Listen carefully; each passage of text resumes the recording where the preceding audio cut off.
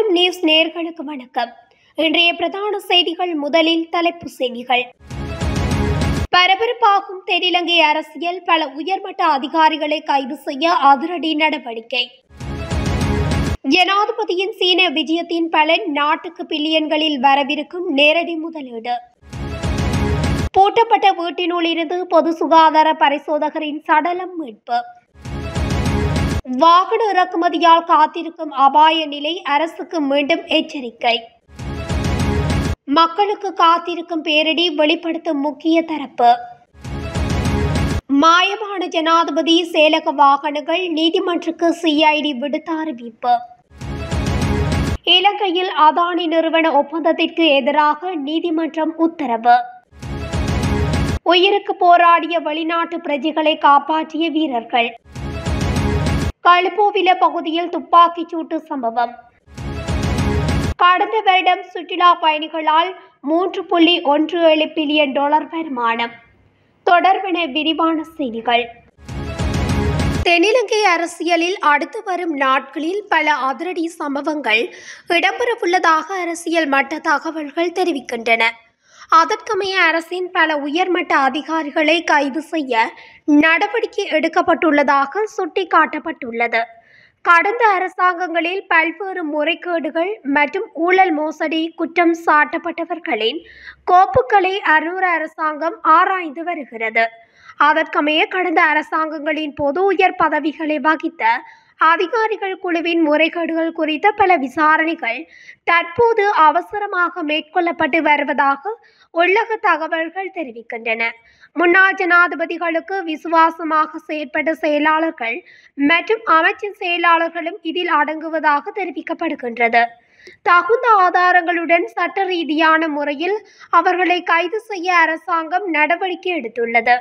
இந்த மாத இறுதிக்குள் பல்வேறு நபர்களை கைது செய்வதற்கான இலக்கு வைக்கப்பட்டுள்ளதாக தெரிய வருகின்றது. கடந்த ஆட்சிகளின் போது ஊழல் மற்றும் மோசடிகளில் ஈடுபட்டவர்களை நீதிமன்றத்தினூடாக தண்டிக்க நடவடிக்கை எடுக்கப்படும் என ஜனாதிபதி அனுரகுமார திசாநாயக்க தெரிவித்திருந்தமை குறிப்பிடத்தக்கது. ஜனாதிபதி அனுரகுமார திசாநாயக்கவின் 4 நாட்கள் உத்தியோகபூர்வ விஜயத்தின் போது இலங்கைக்கு கிடைத்த பாரிய முதலீட்டை குறிக்கும் வகையில் இலங்கை மின்சக்தி மற்றும் எரிசக்தி அமைச்சுக்கும் சீனாவின் சினோபெக் முன்னணி சர்வதேச பெட்ரோலிய நிறுவனத்திற்கும் இடையில் ஒப்பந்தம் கைச்சாத்திடப்பட்டுள்ளது. குறித்த ஒப்பந்தம் கைச்சாத்திடும் நிகழ்வு இன்று காலை இடம்பெற்றுள்ளது. இந்த $3.7 பில்லியன் வெளிநாட்டு நேரடி முதலீட்டின் கீழ் அம்பாந்தோட்டையில் நிர்மாணிக்கப்படும் எண்ணெய் சுத்திகரிப்பு நிலையம் 2 லட்சம் கொள்ளளவுடைய எண்ணெய் தாங்கிகளை கொண்டுள்ளதுடன் அவற்றில் பெருமளவான தொகையை ஏற்றுமதி செய்ய திட்டமிடப்பட்டுள்ளது. சீனாவிடமிருந்து இலங்கைக்கு கிடைத்த இந்த புதிய முதலீடு நாட்டின் பொருளாதார வளர்ச்சியை வலுப்படுத்துவதுடன் ஹம்பாந்தோட்டையின் குறைந்த வருமானம் பெறும் மக்களின் வாழ்வாதாரத்தையும் பலப்படுத்தும். அத்துடன் முழு இலங்கை மக்களுக்கும் இதன் பலன் மிக விரைவில் கிடைக்கப்பெறும். இந்நிகழ்வில் வெளிவிகார வெளிநாட்டு வேலைவாய்ப்பு மற்றும் சுற்றுலா அமைச்சர் விஜித ஹேரத், போக்குவரத்து, நெடுஞ்சாலைகள், துறைமுகங்கள் மற்றும் சிவில் விமான போக்குவரத்து அமைச்சர் பிமல் ரட்நாயக்க, இலங்கைக்கான சீன தூதுவர் சி ஜென்ஹோங், சீனாவுக்கான இலங்கை தூதுவர் மஹிந்த ஜெயசிங்க ஆகியோரும் கலந்து கொண்டுள்ளனர்.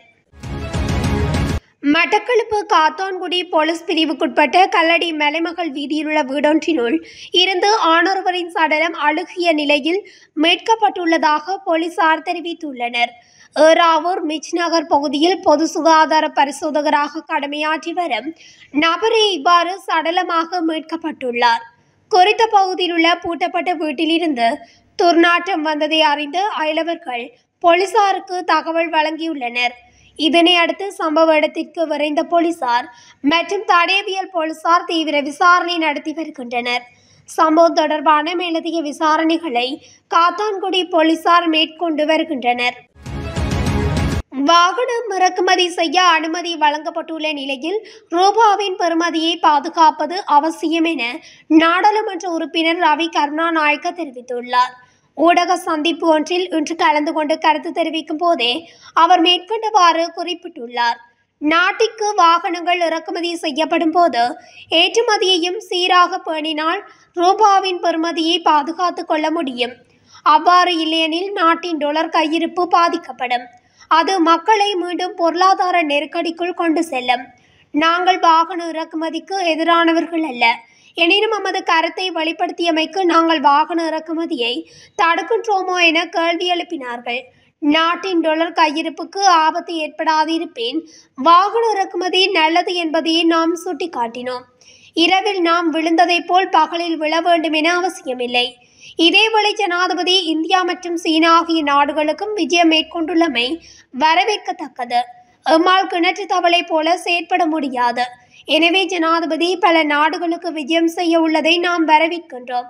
ஏனைய நாடுகளுடன் செய்து கொள்ளும் ஒப்பந்தங்கள் நாட்டின் பொருளாதாரத்தை சீர்படுத்தும் என்றால் அவை வரவேற்கத்தக்கது என குறிப்பிட்டுள்ளார். கொழும்பு துறைமுகத்தில் கொள்கலன்களை அகற்றுவதில் ஏற்படும் தாமதம் பொருட்களின் விலை அதிகரிக்கும் அபாயத்தை ஏற்படுத்தியுள்ளதாக இலங்கையில் உள்ள இறக்குமதியாளர்கள் தெரிவித்துள்ளனர்.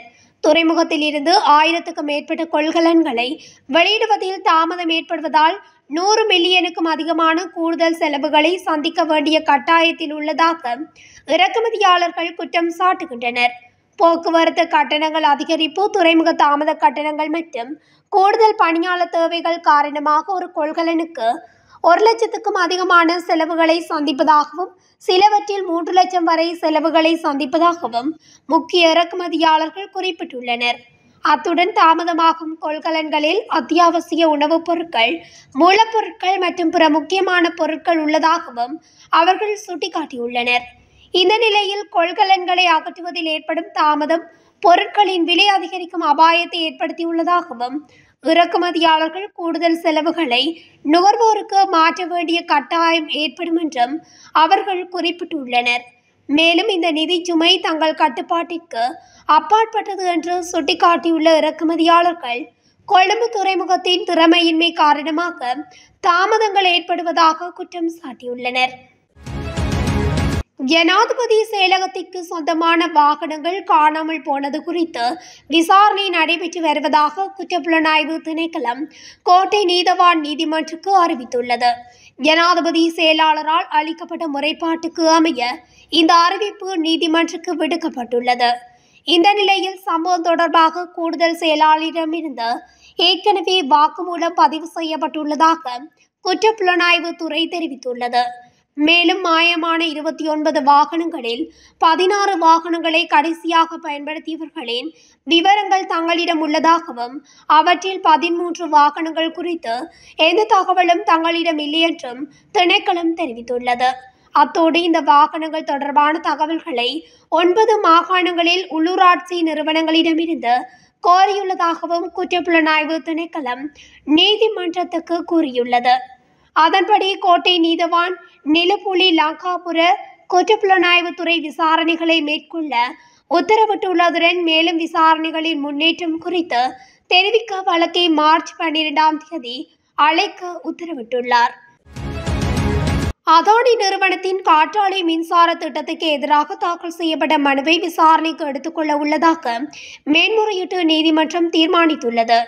மன்னார் விடத்தல் தீவு பகுதியில் இந்திய அதானி நிறுவனத்தால் செய்து கொள்ளப்பட்ட காற்றாலை மின் நிலையத்தை உருவாக்குதல் தொடர்பான உடன்படிக்கை வலுவிற்றதாக கோரி தாக்கல் செய்யப்பட்ட வழக்கிலே இந்த தீர்மானம் எடுக்கப்பட்டுள்ளது. குறித்த மனு இலங்கை பசுமை அழைப்பின் தலைவர் சந்திம அபேவர்தன சமர்ப்பித்திருந்ததோடு மேன்முறையீட்டு நீதிமன்ற நீதியரசர் எம்.யு.பி. கரலியத்தவினால் இன்று விசாரணைக்கு எடுத்துக் கொள்ளப்பட்டது. இந்நிலையில் இது தொடர்பான முக்கிய வழக்குகள் எதிர்வரும் மார்ச் மாதம் விசாரணைக்கு எடுக்கப்பட உள்ளதாகவும் அரசு சட்டத்தரணி குறிப்பிட்டுள்ளார். மேலும் குறித்த திட்டம் தொடர்பில் இன்னும் இறுதியான தீர்மானம் எதுவும் எடுக்கப்படவில்லை எனவும் அவர் குறிப்பிட்டுள்ளார்.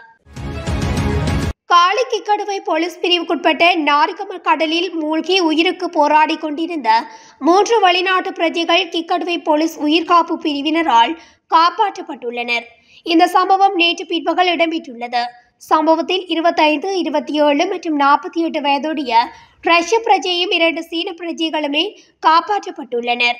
வெளிநாட்டு பிரஜைகள் 3 நாரிகம கடலில் நீராடி கொண்டிருந்த போது திடீரென நீரில் மூழ்கியுள்ளனர்.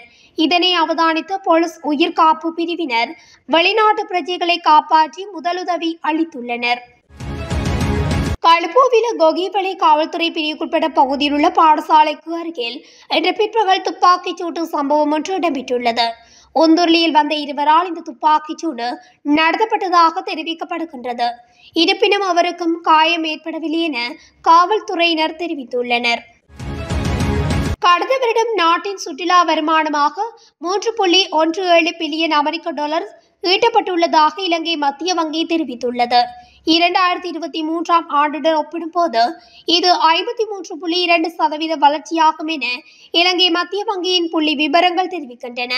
2023ஆம் ஆண்டு சுற்றுலா வருமானமானது 2 பில்லியன் அமெரிக்க டாலராக பதிவாகியிருந்தது. கடந்த வருடம் 20,53,465 சுற்றுலா பயணிகள் நாட்டை வந்தடைந்தனர். இந்த வருடம் 3 மில்லியன் சுற்றுலா பயணிகள் எதிர்பார்க்கப்பட்டுள்ளதுடன் அதன் மூலம் 5 பில்லியன் அமெரிக்க டாலர்களை வருமானமாக ஈட்ட திட்டமிடப்பட்டுள்ளதாக இலங்கை மத்திய வங்கி தெரிவித்துள்ளது. இத்துடன் அகிலம் நியூஸின் இன்றைய பிரதான செய்திகள் நிறைவடைகின்றன. தொடர்ச்சியாக செய்திகளை அறிந்து கொள்ள அகிலம் நியூஸ் ஊடகத்துடன் இணைந்திருங்கள். நன்றி, வணக்கம்.